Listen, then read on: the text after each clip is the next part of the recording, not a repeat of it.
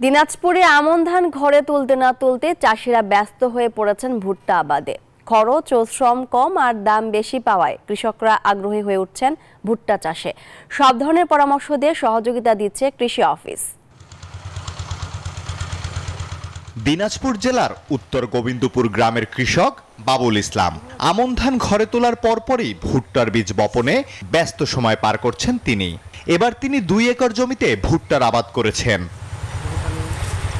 বসুন্ধরা টিস্যুতে ছাড়ের ছড়াছড়ি। বসুন্ধরা টিস্যু নিয়ে এলো নিশ্চিত ছাড়।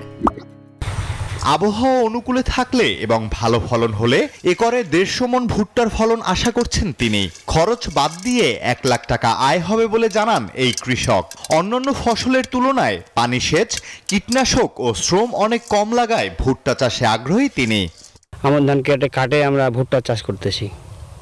ভুট্টা চাষ করলে আমাদের এতে লাভ হচ্ছে যে আমরা ফলনে বেশি পাই এবং পানি ছাকা কম লাগে, খরচ কম লাগে। আমরা এই জন্য ভুট্টা চাষটা করি। ভুট্টার দাম আমরা বেশি পাই, ধানের দাম কম, তারপর ভুট্টা রাখেও বেচা যায়। আর ধানের তো সিন্ডিকেট হয়ে যায়, ধানের দাম কম হয়। আমি একজন ছাত্র, লেখাপড়ার পাশাপাশি বাবা মার সাথে ভুট্টা চাষে সহযোগিতা করতেছি। কৃষি কর্মকর্তা বলছেন ভালো ফলনের জন্য সব ধরনের সহযোগিতা দিচ্ছে কৃষি বিভাগ। কৃষি বিভাগ সব সময় চেষ্টা করতেছি যেন 2 ফসলি জমিকে 3 ফসলি করা যায়, 3 ফসলিকে 4 ফসলি করা যায়। এই জন্য আমরা সব সময় কৃষক ভাইদের সঙ্গে মাঠে বিচরণ করতেছি। দিনাজপুর জেলায় চলতি মৌসুমে ভুট্টা আবাদের লক্ষ্যমাত্রা ধরা হয়েছে ৭৫,৭৫২ হেক্টর জমিতে।